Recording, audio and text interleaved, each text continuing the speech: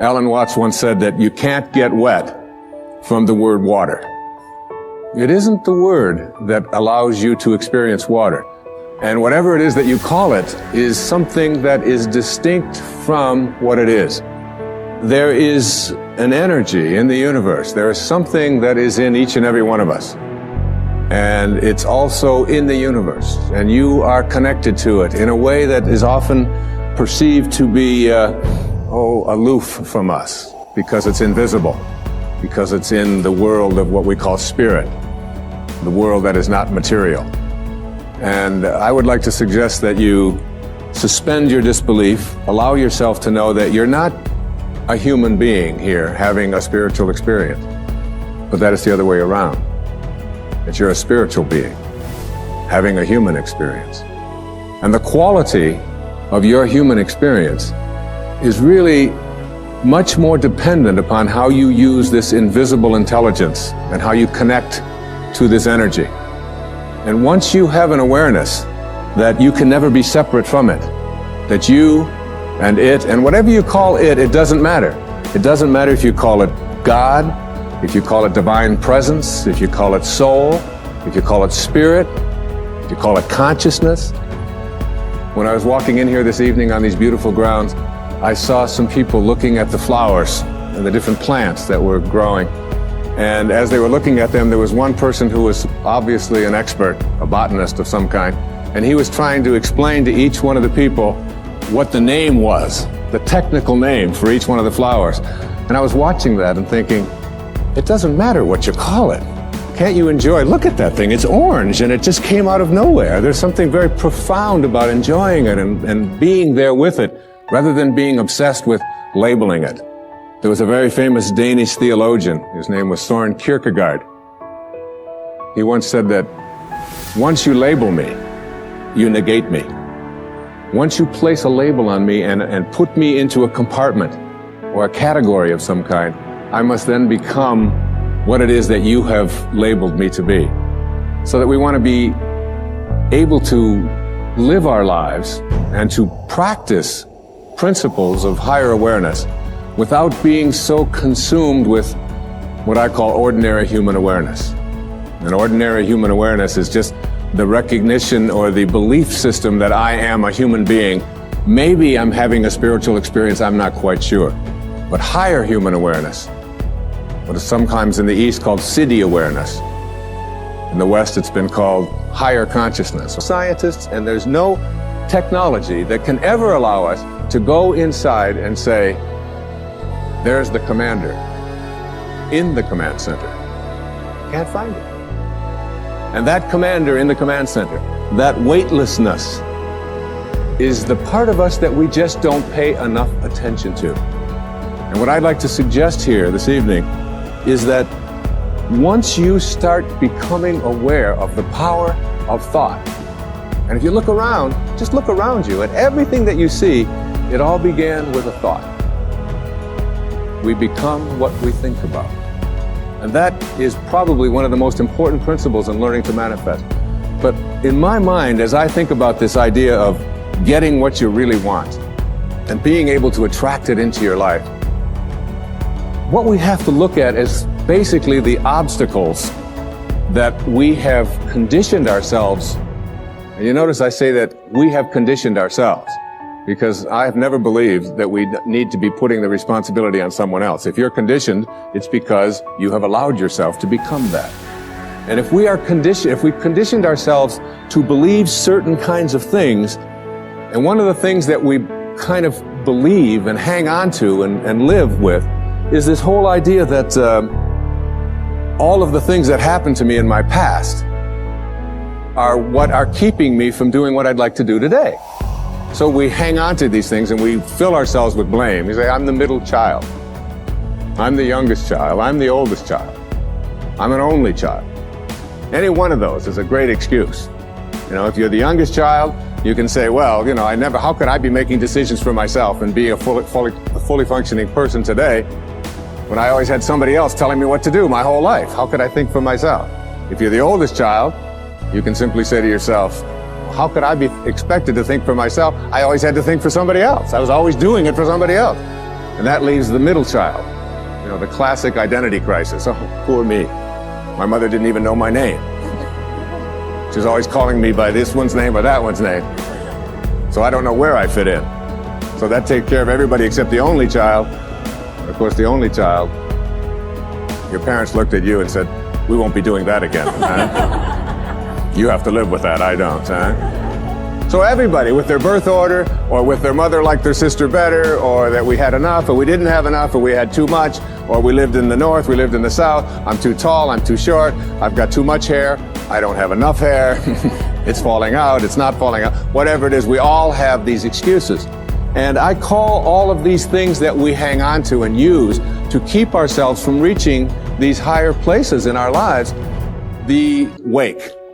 I call it the wake. And the wake is comes from a story that I heard Alan Watts tell one time, and it was a very powerful story. He said, your life is like a boat, and it's heading up the river at, say, 40 knots. And as it's going, you are somehow able to metaphorically stand on the stern, the back of the boat, and look down into the water.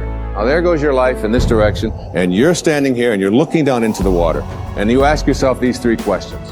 The first question, what is the wake? What is it? What is this thing that you see? And the answer, the wake is the trail that is left behind. That's what it is. Nothing more, nothing less. It's the trail that is left behind. Second question to ask yourself in this little metaphor, what's driving the boat? What's making this thing go in this direction? The answer, the present moment energy that's being generated by the engine, and nothing more. That's the only thing that's making the boat go in this direction. And in this little scene, this means it's the present moment thoughts that I have and how I am using them that is making my life go in this direction, and nothing more. Because the third question is the most important and powerful question. And ever since I heard it, I've always thought about this whenever I have a tendency to look back here and blame something. Is it possible for the wake to drive the boat? That is, can a trail that is left behind make a boat go in this direction? And of course the answer to that is no. It can't. It's just a trail that is left behind. And in that trail, there are an enormous number of things, and every one of us has a wake. And we have a whole lot of stuff in it. And one of the problems that we have is that we have a tendency to look at the wake and all of the stuff that's in it to explain why it is my life isn't working the way I would like it to work. So that you can take a look at the experiences of your life. I look at the experiences of my life. In the experiences of my life, I spent some years in a series of foster homes. People have said to me, oh, living in a foster home, that must have been terrible. I said, no, it wasn't terrible at all. When you're 6 years old, you don't wake up every day and say, oh my God, I'm living in a foster home. Isn't this awful? Poor me. How come me and nobody else? You don't do that. You don't do that till you're 40. And when you're 40 and your life isn't working and you're bankrupt and you're a drug addict, and my life at that time wasn't working, I was overweight, my relationships weren't working, my writing wasn't working. There were a lot of things that weren't going well for me in my life at that time. Not badly, but they weren't going at the level that I knew I was capable of getting to, because I was filled with this hatred, this anger, this bitterness. And so what I did is I stood there on his grave, on this little marker in the ground, and I said, from now on, I send you love. I forgive you. Mark Twain said that forgiveness is the fragrance that the violet sheds on the heel that has crushed it. And once I let go of that anger and that hatred and all of my attachment to the bonding that I had done with these wounds, and let go of that and cleared that out of my life, my writing began to take place at a much higher level. In fact, I wrote Erroneous Zones in very, very short time after that. I began to get myself back in shape. I began to eat better. I began exercising, got my weight down. And the people that were supposed to come into my life, like my beautiful wife, who sits here with me this evening, all of it was allowed to flow when I released that energy of negativity and blame and hatred. They say that you never die from a snake bite. It isn't the bite. And you can't be unbitten. It's in the wake. What kills you is the venom that continues to pour through you long after the bite has taken place. And that's something we have control over and we can change. And I'd like to suggest that what happens is that many of us bond ourselves to these wounds of our past. If I were to cut my hand, just cut it and watch it, my nature says, close up the wound. And I just have to watch it. And there's no doctor out there, there's no medicine out there that's going to heal that wound. There's a healing stream that I am connected to that will allow that wound to heal. So my nature says, close up the wounds. Don't bond to them, don't hang on to them, close them up. But supposing I say to myself, oh no you don't. There's no way I'm going to let you close up. You see, if I can keep you open, and I can go to you and say, look at this. Say, what happened? Well, look at this cut I've got. Oh, you poor thing. Look at that. It seems to be getting worse. It's getting infected. Isn't that terrible? And if you practice this kind of a mentality, when your nature says close up the wound, but you keep it open, before long you lose your hand. And after that, you'll lose your arm. And the whole organism will be destroyed if you don't let your nature take over. And your nature also says, close up the wounds of your past. Close them up. And oftentimes we ignore our nature. I had a great teacher that came into my life through his writing. His name was Nisargadatta Maharaj. Lived in India up until the mid-1980s. And he wrote something called I Am That, which was very powerful and influential in my life. And one of the things that he talked about when he was asked the question, what's the difference between, say, a saint or a highly functioning human being, a spiritual master, a spiritual teacher, and the rest of us, is that they have unconditional love in them and you don't, or we don't? And he said, no. He said, saints have unconditional love in them and so do you. He said the difference between ordinary human awareness and higher awareness people is that they have nothing else inside of them. That's all they have. And it's almost like we have to learn how to get that in ourselves. To be able to, well, I always like to use the metaphor of an orange. I love the orange. An orange is a simple metaphor. You take this orange and you squeeze it as hard as you can squeeze it. And you ask yourself, what will come out? And what comes out when you squeeze an orange? Orange juice. Never, no matter how many times you squeeze it, will apple juice come out. There's no mistakes. You'll never get grapefruit juice out of this thing, ever. The only thing you'll ever get out of it is orange juice. And the next question is why? Why when you squeeze an orange, as hard as you can squeeze it, does orange juice come out?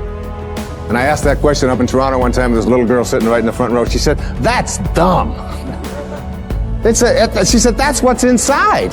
It has to come out. I said, well, that's the answer. You are really smart. And she smiled, she thought that was great.